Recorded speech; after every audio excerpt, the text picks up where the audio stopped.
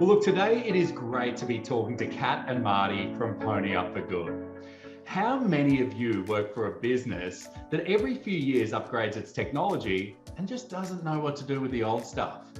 Well, today I'm going to introduce you to the team that is doing great things, taking this old tech. They aim to reuse it first, recycle, but the best bit, it then helps fund putting food on the table for vulnerable Australians. Kat and Marty, great to have you. Hi, nice to be here. Well, here, but here. Yeah. Hey, here together. Yeah. I think this is how we live these days. It is.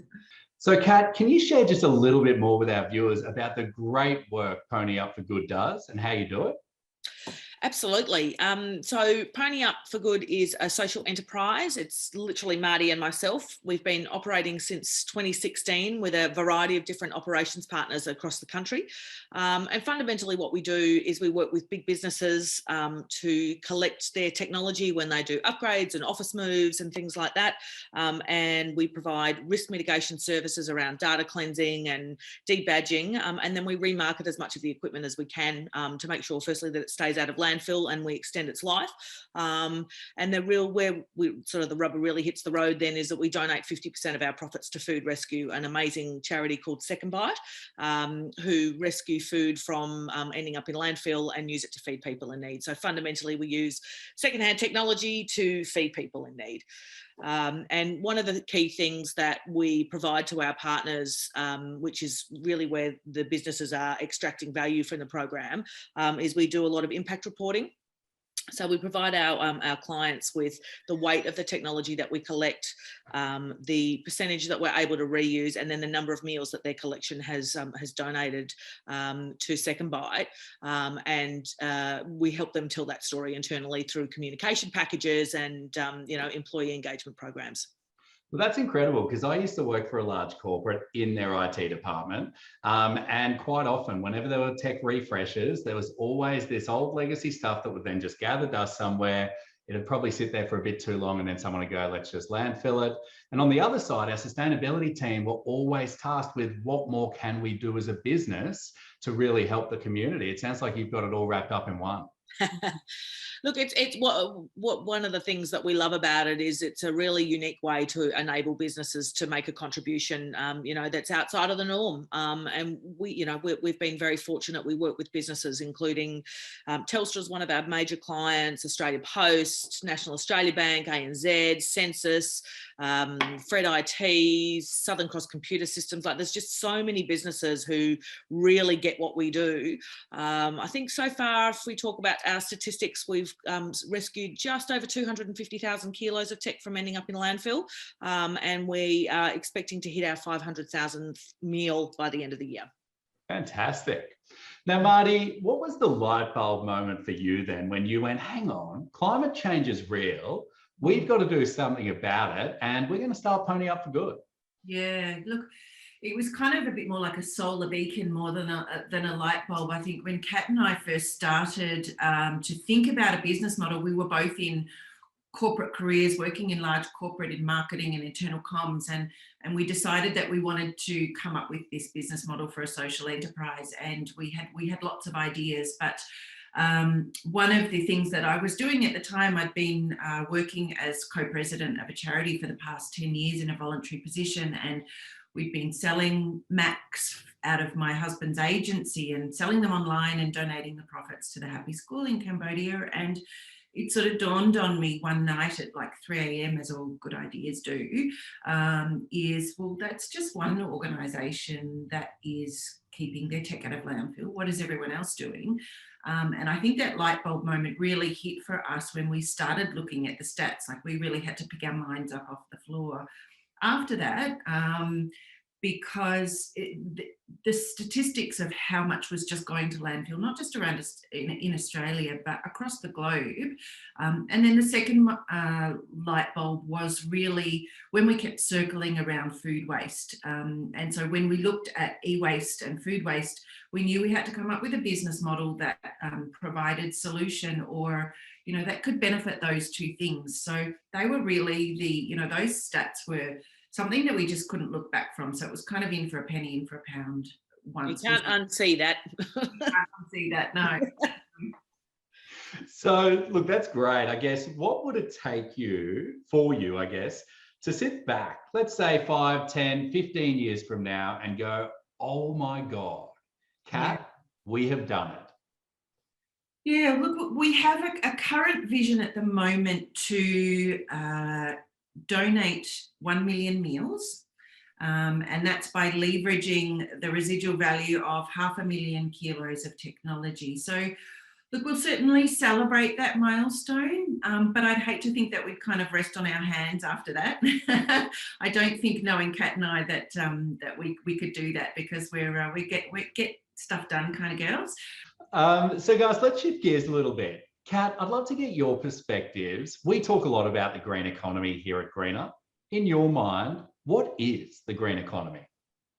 Ooh, good question. I think the green economy, in my mind, is this fundamental shift from the idea of sustainability being the greenies and the volunteers and not-for-profits and that type of model. Not that there isn't a space and that they're very important, but I think the green economy is this move towards commercially driven businesses that deliver environmental and sustainable outcomes, because unless sustainability infiltrates the greater market and becomes a commercially viable business, it won't really have the impact that it needs to have. And so I think this move towards sustainability being a competitive advantage as a business, which is very much what the Greener app is going to look to do, is helping people make decisions to spend with businesses because they're doing the right thing. So where I'd like to see it get to is it's, if you're not doing those things, then you are not going to make it as a business, because people will choose to shop with you because you're doing those things. And I think when we get to that point where that is the saturation of the market, then we'll start to make real impact. Yeah, incredible. And I guess the next generation, we see them, they're speaking with their voices so loud right now, whether it be the school strikers, whether it be the uni students, or whether it be those that really are just starting to realize, some of the challenges that lie ahead. What do you think the green economy could look like in 5 years' time, given this sort of shift in momentum? Well, I read a statistic recently that by 2030, 2/3 of income will be earned by millennials. And the millennials are the first generation who, exactly as you said, are really shopping with their eyes open, and they are really making decisions about the brands that they align themselves with. And if they don't represent their personal values on sustainability and politics and and a whole host of other things, if they don't speak to who they are as a person, they won't spend their money with them. So I think in the next few years, that's just going to continue to swell and to grow as the people who are earning the lion's share of income in the country, in the globe, are actually spending with their hearts and their minds, rather than just choosing brands that as we probably did in the 70s and 80s. It's a very different world now, and that shift will see businesses shift for the purposes of commercial outcomes. Fantastic. Well, look, thanks so much for sharing both your perspectives here. It's fantastic to hear from those that are really leading the charge in such an innovative way. But now we're going to get to the fun bit. And that's to get to know the two of you by asking a few questions that maybe you're not typically asked, especially on videos like this, to really get to know who you both are. So, are you ready? Far away. Okay. What did you want to be when you grew up? I still don't know what I want to be when I grow up. I have a CV that reads like multiple personality disorder. I wanted to be a dancerina, a marine biologist, and a hot air balloon pilot, in that order. I'm surprised you didn't end up as a synchronized swimmer with those first two. Biggest brush with fame? Probably one of my favorite ones was spending an evening in a private karaoke suite with Tom Jones. You're kidding. How was that? It was weird. And he actually did karaoke? Yes, everybody did karaoke. Yeah, it was a very funny night. So Samuel L. Jackson walking to the laundrette. I was walking with my laundry to the laundromat in Toronto once when I lived in Canada, and I did get quite high-pitched after that. Yeah. Most played song on your Spotify playlist? At the moment, sort of back catalogue, old Prince stuff and a bit of Kira Peru. Yeah. Ah, very cool. Who was your hero growing up and why? Mine's going to be a little bit gushy. I'd have to say my big sister. She was just always the coolest and kindest person I knew. I always wanted to be her. Now, if you were invisible for a day, where would you go? I'd leave my 5 kilometre radius. Now, who is your climate hero and why? I think for me, Al Gore.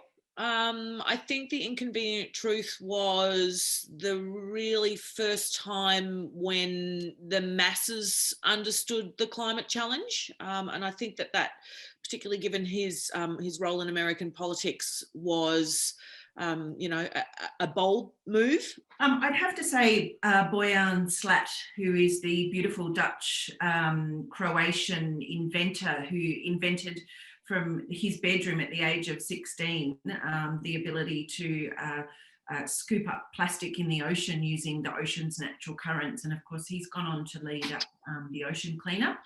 And they've got a pretty hectic mission to clean up 90% of the ocean's plastic. So my hat is firmly tipped to Bojan. I think he's bloody incredible. Yeah. Doing fantastic things. Now, finally, what's more important? A handful of people doing zero carbon perfectly or millions of them doing it imperfectly? Mad? Oh, definitely imperfectly. Yeah. We all have to be making better choices. A girlfriend of mine always has a bit of a neutralizing comment that says, do better, be better, and try harder. And that always comes into mind when I'm making decisions on Yeah.